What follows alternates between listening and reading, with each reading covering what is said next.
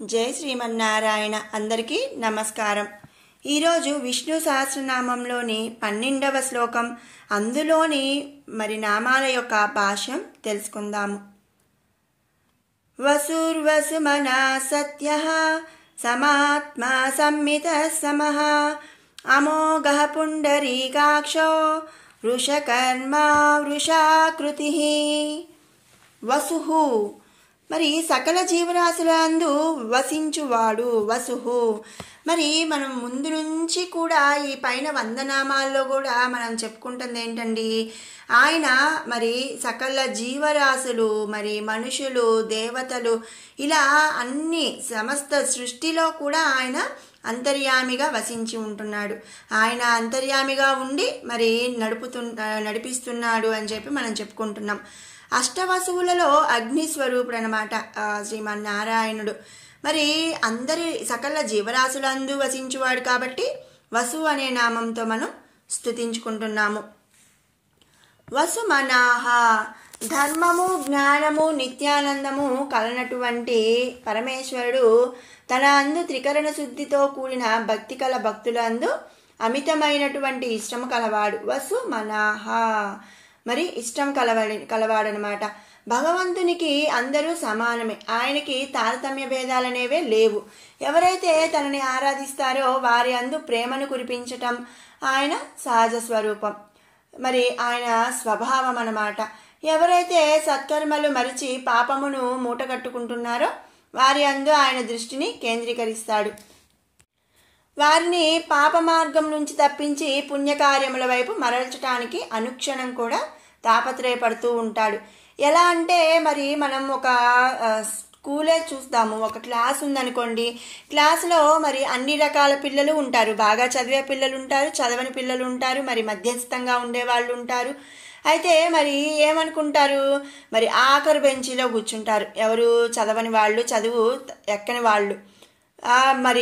Sir లేదా madam first బెంచ్లో వాళ్ళనే పట్టించుకుంటారులే, మనకి చదువు రాదు కాబట్టి మనం వెనక కూర్చుందాం అనుకుంటారు. కానీ ఆ టీచర్కి ఏంటండి, ఎక్కడ కూర్చున్నా కూడా చదివే పిల్లల కంటే కూడా చదవని పిల్లల మీదే ఎక్కువ కాన్సన్ట్రేషన్ చేస్తారు. ఎందుకంటే ఆ భయంతో అయినా చదువుతారు. 1కి 2 సార్లు మనం చెప్పి వాళ్ళ మీద కాన్సన్ట్రేషన్ చేస్తే ఏంటి అంటే వాళ్ళు చదివి మంచిగా డెవలప్ అవుతారని కానీ మంచిగా చదువుకొని మంచి పొజిషన్లో ఉంటారు అనేసి ఒక లెక్చరర్ కానీ టీచర్ ఏం చేస్తారంటే తక్కువగా చదివే వాళ్ళ మీదే కాన్సన్ట్రేషన్ అనేది చేస్తారు. ఎందుకంటే ఎటు చదివే వాళ్ళు ఎట్లాగైనా చదువుతారు. వీళ్ళు పద్దాక ఏంటి చదివావా అని అడగాల్సిన అవసరం లేదనమాట. వాళ్ళు ఖచ్చితంగా చదువుతారు. మన ఇంట్లో అయినా సరే ఒక తల్లికి కానీ ఒక తల్లిదండ్రులకి ఒక 3-4 పిల్లలు ఉన్నా, ఎంతమంది పిల్లలు ఉన్నా బాగా మామూలుగా పెట్టగానే తినేవాళ్ళు అనుకోండి, లేదు స్కూల్లో ఇచ్చిన వర్క్ చెప్పకుండానే చేసేవాళ్ళు అనుకోండి, వాళ్ళని ప్రత్యేకంగా కూర్చోబెట్టి చదవమని కానీ వాళ్ళని తినమని కానీ మనం చెప్పాల్సిన అవసరం అనేది ఉండదన్నమాట. కానీ ఎవరైతే చదువు మీద ఇంట్రెస్ట్ లేకుండా ఆటల్లో మునిగిపోతూ ఉంటారు, తిండి మీద ధ్యాస ఉండదు, అలాంటి పిల్లల్ని తల్లిదండ్రులు ఏం చేస్తారంటే కొంచెం కేరింగ్గా నువ్వు చదవాలి, కూర్చో చదువు అని కానీ ఇట్లా ఏంటంటే వాళ్ళు ఆ చెడు వైపు నుంచి కానీ వాళ్ళు కొంచెం మంచిగా ఉండాలి అనేసి పిల్లల మీద వాళ్ళ మీద కాన్సన్ట్రేషన్ చేస్తారు. అంత మాత్రాన వీళ్ళంటే ఇష్టం ఉన్నట్టు కాదు, వాళ్ళంటే ఇష్టం లేనట్టు కాదు. ఏంటి అంటే తినేవాళ్ళు చదివేవాళ్ళు ఎప్పుడైనా వాళ్ళకి చెప్పినా చెప్పకపోయినా చేస్తారు కాబట్టి చేయని పిల్లల మీద కాన్సన్ట్రేషన్ చేస్తూ ఉంటారు. అదేవిధంగా పాప మార్గం నుంచి తప్పించి పుణ్యకార్యముల వైపు మరల్చడానికి అనుక్షణం కూడా శ్రీమన్నారాయణుడు ఏం చేస్తాడండి, ఎక్కువ సత్కర్మలు మరిచిపోయి అంటే మంచి పనులు చేయడం మానేసి పాపాలను ఎక్కువ చేసి వాళ్ళు మూటగట్టుకుంటూ ఉంటారో, పాపాన్ని మూటగట్టుకుంటారో వాళ్ళ వైపు దృష్టి కేంద్రీకరిస్తాడంట. వాళ్ళని మంచి మార్గంలోకి మార్చి వాళ్ళకి మోక్షాన్ని కలిగించడానికి ప్రయత్నిస్తూ ఉంటాడంట.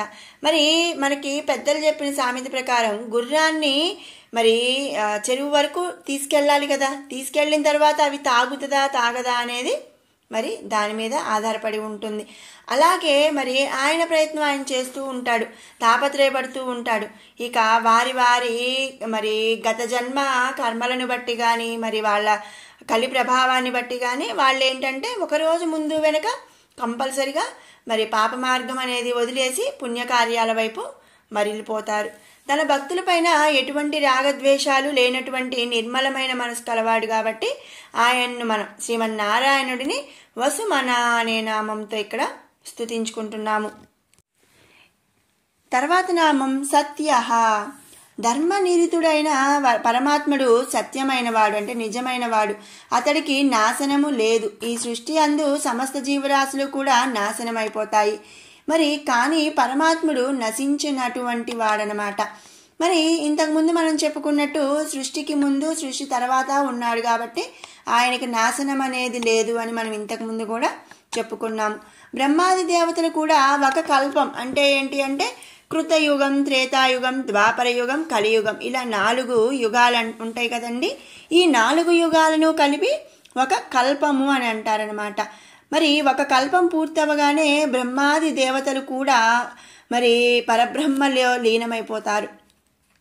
ఒక యుగం పూర్తి కాగానే సృష్టి మొత్తం పరమాత్మ స్వరూపమందు లీనమైపోతుంది. అంటే మరి కృతయుగం తర్వాత త్రేతాయుగంకి మధ్యలో మరి ఆ సృష్టి అంతా కూడా మొత్తం పరమాత్మలో లీనమైపోయి మళ్ళీ త్రేతాయుగం అనేది, తర్వాత ద్వాపరయుగం, ఆ తర్వాత కలియుగం.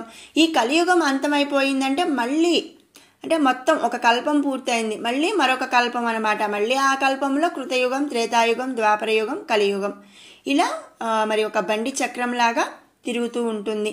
అయితే మరి మరలా పరమాత్ముడు తన శక్తి చేత సృష్టిని సృజిస్తూ ఉంటాడు.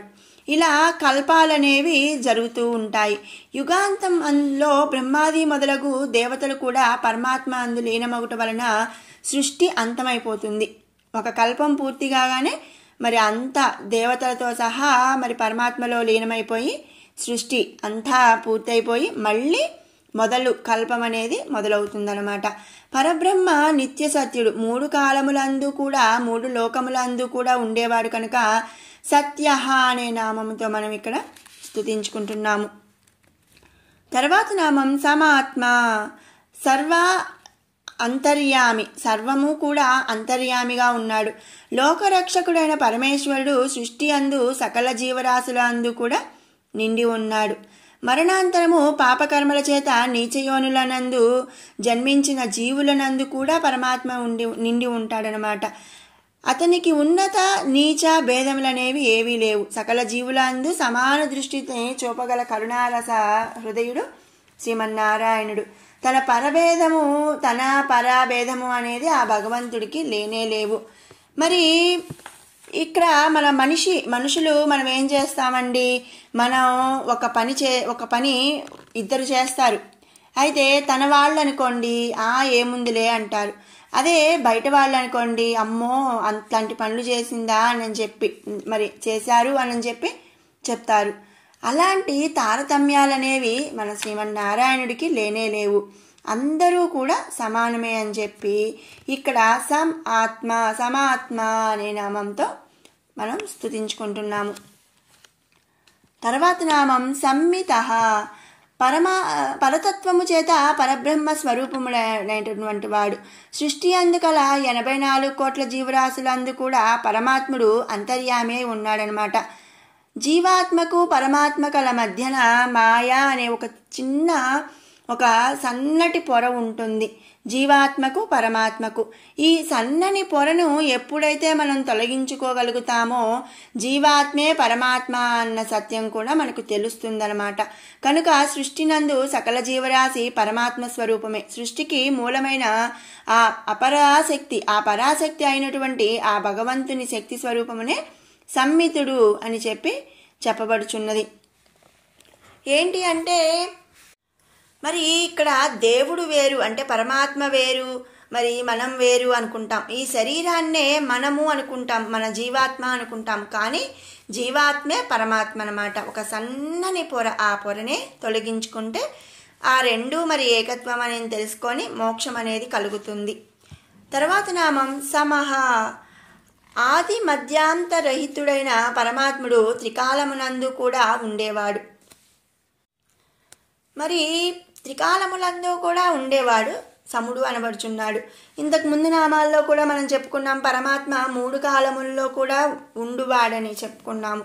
అంటే ఏంటంటే మరి పగలైతే గంట సేపు ఉంటాను, మధ్యాహ్నం అయితే అరగంట సేపు ఉంటాను, ఇట్లా మామూలుగా ఇప్పుడు సృష్టికి ముందు ఉన్నాడు, అదే విధంగా సృష్టి తర్వాత ఉన్నాడు, అదే విధంగా మరి సృష్టి జరిగినప్పుడు, సృష్టి ఉన్నప్పుడు కూడా ఉన్నాడు. ఎలాంటి మరి ఎప్పుడు ప్రతిసారి కూడా ఉండేవాడు కాబట్టి సమహ అనే నామంతో మనం ఇక్కడ స్తుతించుకుంటున్నాము. తర్వాత నామం అమోఘః. పరమేశ్వరుడు దయాళుడు, కరుణా సహృదయుడు, భక్తుల పట్ల ప్రేమానురాగములు కలిగి వారి భక్తికి వశమై ఉండువాడు. తనను ఆశ్రయించిన వారికి సకల శుభములు కలిగించు దివ్యమంగళ స్వరూపుడనమాట. తనని సేవించిన ఆరాధించిన భక్తుల యొక్క నమ్మకమును వ్యర్థము కానివ్వడు. భక్త దయాళుడైనటువంటి ఆ పరమేశ్వరుడిని సేవించడమే అమోఘమైన వరముగా అని కలవాడనమాట. మరి ఇక్కడ ఏంటి అంటే, ఏదైనా ఇప్పుడు మనం ఒక వంట చేసామనుకోండి, ఆ వంటని మరి టేస్ట్ చూడమంటే టేస్ట్ చూసినప్పుడు మరి బాగా ఉంది అంటే అబ్బా అమోఘంగా ఉంది అని చెప్తాం. అంటే బాగుంది, దీన్ని మించి లేదు, అమోఘంగా ఉంది, సూపర్గా ఉంది అని చెప్తూ ఉంటాం.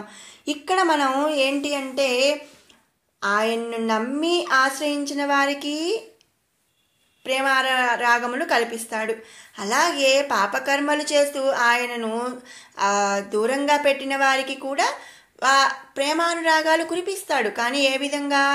ఇక్కడ మరి ఆయన ఆశ్రయించిన వాళ్ళకి వెంటనే వాళ్ళకి సకల శుభములు కలిగించి మరి మంచిగా మరి ఉంచుస్తాడనమాట. ఆ నమ్మకాన్ని, ఆయన పైన పెట్టుకునే నమ్మకాన్ని వ్యర్థం కానివ్వడు.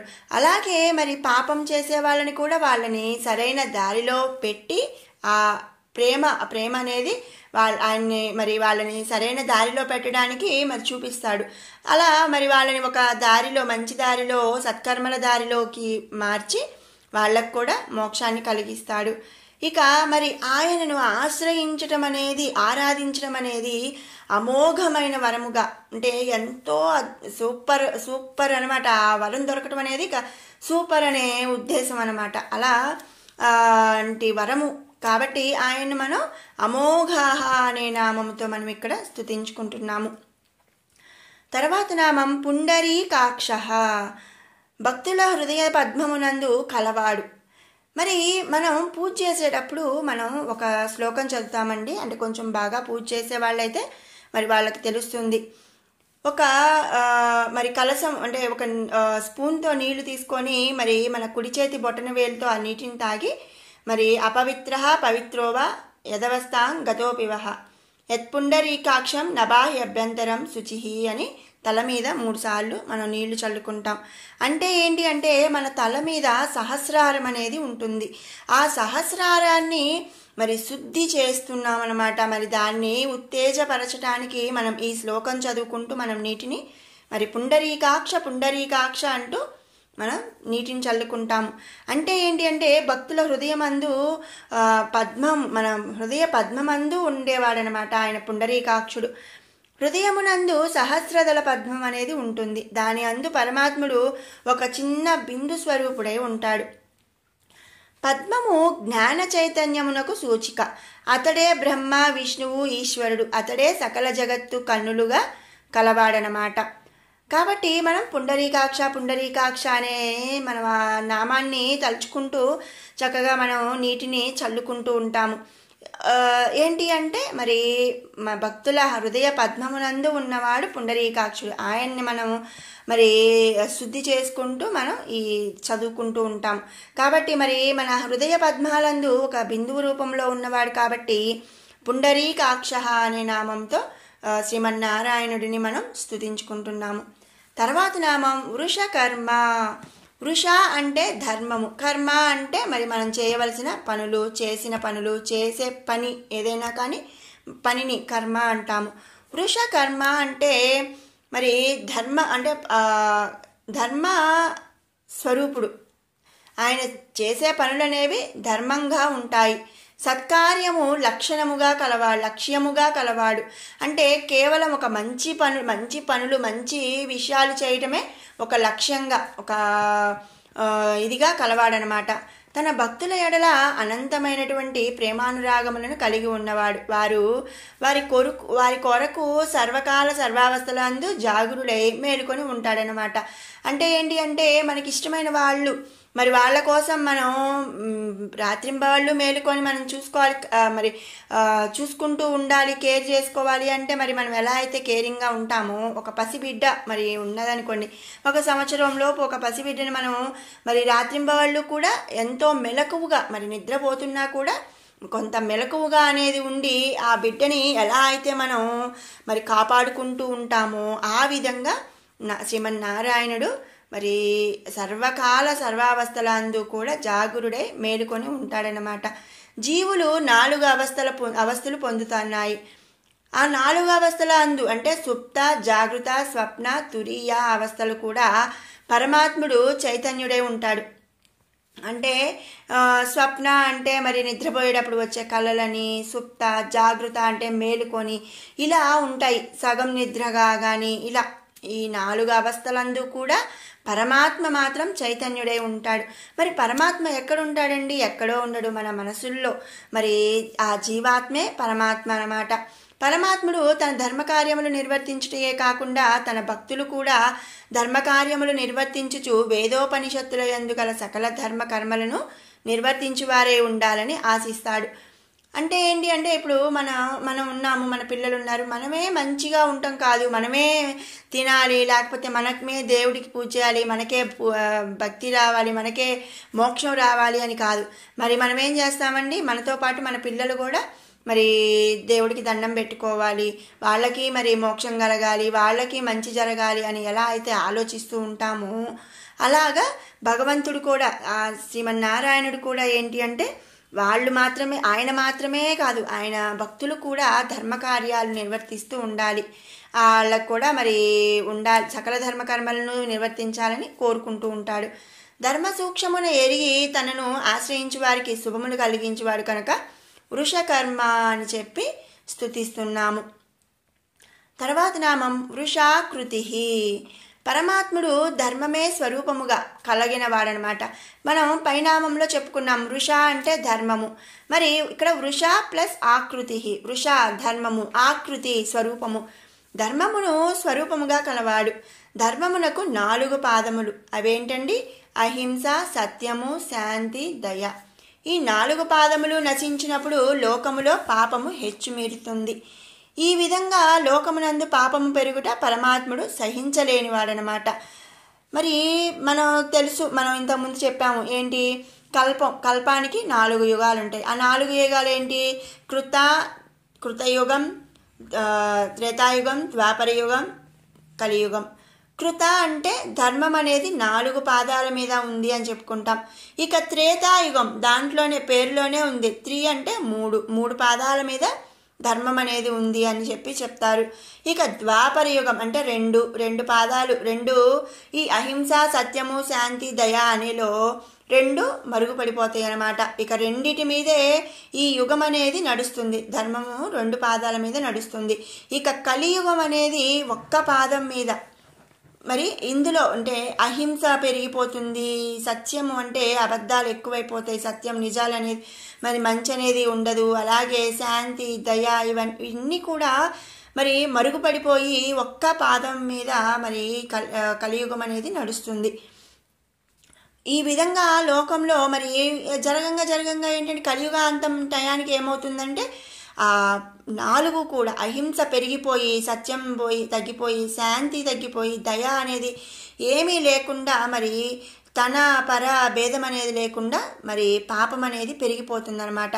అలా పాపాలు పెరగడం అనేది ఆయన సహించలేడు. లోకధర్మం నశించినప్పుడు పరమాత్మ అవతారమును ధరించి లోక రక్షణ చేసి ధర్మమును ఉద్ధరిస్తాడనమాట. ఏంటంటే మరి మనకి డౌట్ రావచ్చు, ఎందుకండి మరి పాపం పెరిగేదాకా ఉండి అప్పుడు అవతారం ఎత్తి అప్పుడు మరి ధర్మాన్ని రక్షించడం, ముందు నుంచే మరి రక్షించవచ్చు కదా, ముందు నుంచే మరి చక్కగా మరి ధర్మాన్ని రక్షిస్తూ ఉంటే మరి పాపం చేసేవాడే ఉండడు, పాపం పెరగదు కదా అని అనుకోవచ్చు. కానీ మరి దేవుడు మంచి ఎట్లా ఉంటుందో చెడు కూడా అలాగే ఉంటుంది. మరి ఎలా అంటే ఇప్పుడు ఈ కలియుగంలో కలిపురుషుని మాయతో ఏంటి అంటే ఆ పరమాత్మ ముందు నుంచి కూడా మన దగ్గరే ఉన్నాడండి. మన ఆత్మే పరమాత్మ అని చెప్పుకుంటున్నాము. ఆయన మన ప్రతి నిత్యము కూడా మనల్ని మంచి మార్గం వైపు నడిపించటానికే ప్రయత్నిస్తూ ఉంటాడు. కానీ ఏదైతే మన కంటికి కలి అనే పొర ఒకటి మాయా పొర ఉంటుందో అది ఉన్నంతసేపు కూడా మంచి అనేది మనకి కనిపించదనమాట. ఇప్పుడు మనం చూడండి, ఒక వ్యక్తే ఉంటాడు, మరి అరే ఇటువైపు వెళ్ళడం మంచిది కాదయ్యా, మరి ఈ పని మంచిది కాదయ్యా అని చెప్తే ఎవరైనా వింటారా అండి? వినరు. ఎందుకంటే వాళ్ళకి ఆ క్షణం మరి వాళ్ళకి కలిగే ఆనందం కానీ సంతోషం కానీ అవే ఎక్కువ. ఈ మంచి చెప్పిన వాళ్ళని ఏం చేస్తారండి? తిడతారు. అరే వీళ్ళు నాకు మంచి ఎందుకు చెబుతున్నారు, నాకు ఆ మాత్రం తెలియదా అని వాళ్ళని ఇంకా నిందిస్తారే కానీ వాళ్ళు చెప్పే మంచి వినరు. వాళ్ళకి ఎప్పుడు తెలుస్తుందండి? వెళ్తారనమాట. ఆ దారిన ఒక గుంట ఉంది, వెళ్ళొద్దు అని చెప్పినప్పుడు నువ్వెవరు నాకు చెప్పడానికి, లేక మనం చెప్పే మాటలు కూడా చెవున పడేసుకోకుండా వెళ్ళిపోతారు. వెళ్ళిపోయి ఆ గుంట వరకు వెళ్ళి వాళ్ళు కళ్ళు మరి కనిపించక ఆ గుంటలో పడినప్పుడు ఇక అరే నేను అప్పుడు ఆ రోజు వినలేదే అని బాధపడతారు. మరి ఇక్కడ కూడా అంతే అనమాట. పరమాత్మ నిత్యం మన మనసుల్లోనే ఉంటాడు, మనలోనే ఉండి పరమాత్మ మనల్ని మంచి విషయాల వైపు నడిపించడానికి ప్రయత్నం చేస్తూ ఉంటాడు. కానీ మనకు కలిగిన ఒక మాయాపొర, మన కలిమాయ అనేది మనల్ని ధర్మము వైపు కాకుండా, సత్కర్మల వైపు కాకుండా పాపకార్యముల వైపు మనల్ని నడిపిస్తుందన్నమాట. మరి ఒకవైపు ఒకళ్ళు లాగుతున్నారనుకోండి, ఇంకొక వైపు ఇద్దరు పట్టుకొని లాగుతుంటే మరి ఆ ఒక్కళ్ళు లాగే వాళ్ళ బలం అనేది మరి సరిపోక మరి వీళ్ళు ఏంటంటే ఈ మధ్యలో ఉన్న వాళ్ళని ఇద్దరు ఉన్నవాళ్ళు తొందరగా లాగేయగలుగుతారు. కాబట్టి ఏంటంటే మరి ఆ ధర్మం మొత్తం కూడా నశించిపోయి లోకమందు శాంతి నశించిపోయి ధర్మము ఇదైపోయినప్పుడు ఆయన మళ్ళీ ఒక అవతారం అనేది ఎత్తి ఈ సకల సృష్టిని కూడా మరి నశింపజేసి మళ్ళీ ధర్మం అనేది స్థాపిస్తాడనమాట. అలా ధర్మమును ఉద్ధరించి లోకమందు శాంతి సామరస్యమును కలిగించుట అనేది పరమాత్మని యొక్క లక్ష్యము. అందుకనే ఆయనను ధర్మమే స్వరూపముగా కలవాడు కాబట్టి వృషాకృతి అనే నామముతో మనం ఇక్కడ స్తుతించుకుంటున్నాం. ఇది 12వ శ్లోకం యొక్క భావం అండి. ఇప్పుడు 11 నుంచి 20వ శ్లోకం కూడా, ఇప్పుడు 11వ శ్లోకం నుంచి మనం పారాయణ చేద్దాం. అజ సర్వేశ్వర సిద్ధ సిద్ధి సర్వాదిరచ్యుత వృషా కపిరమేయాత్మా సర్వయోగ వినిశ్రుత వసుర్వసుమనా సత్య సమాత్మా సంమిత సమః అమోఘః పుండరీకాక్షో వృషకర్మా వృషాకృతిః రుద్రో బహుశిరా బభ్రుః విశ్వయోనిః శుచిస్రవాః అమృతః శాశ్వతః స్థాణుః వరారోహో మహాతపాః సర్వగః సర్వవిద్భానుః విశ్వక్సేనో జనార్దనః వేదో వేదవిదవ్యంగో వేదాంగో వేదవిత్కవిః లోకాధ్యక్షః సురాధ్యక్షో ధర్మాధ్యక్షः